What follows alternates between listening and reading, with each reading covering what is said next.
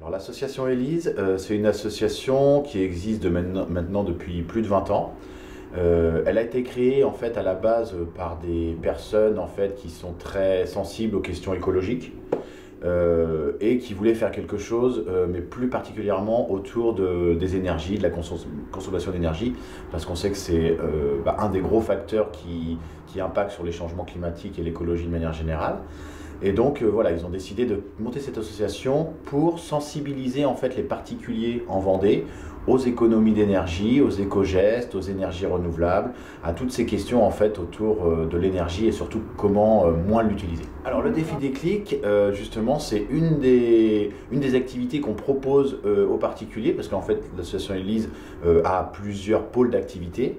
Et donc notamment le défi déclic, l'idée en fait c'est d'inviter les familles à faire des économies d'énergie juste en changeant un petit peu leurs habitudes, leur comportement. C'est ce qu'on appelle en fait faire des éco-gestes. Donc par exemple, un exemple tout simple que tout le monde, beaucoup de gens en tout cas maintenant font, le fait d'éteindre la lumière quand on sort d'une pièce ou d'éteindre la lumière le soir avant de partir se coucher parce que c'est dommage de laisser la lumière allumée et de consommer cette énergie un petit peu inutilement.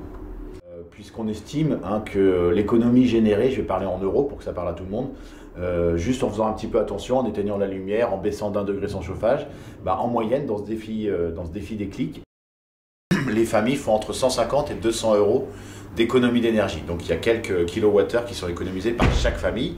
Et finalement, au bout du compte, ça fait quand même quelques mégawattheures d'économisés. Donc c'est une partie importante quand même.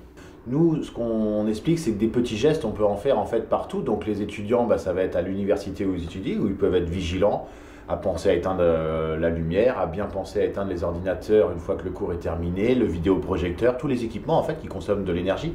En fait, tous les équipements qui ont des petites veilles électriques, ces petits voyants rouges qui permettent de savoir que l'appareil est encore sous tension.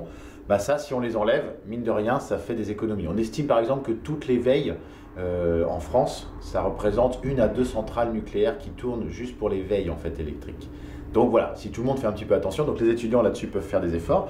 Et puis chez eux aussi, dans leur chambre d'étudiant, dans leur studio, en général, c'est vrai qu'on n'habite pas forcément des palaces quand on est étudiant, mais même dans un studio, il y a des petites économies d'énergie à faire au quotidien.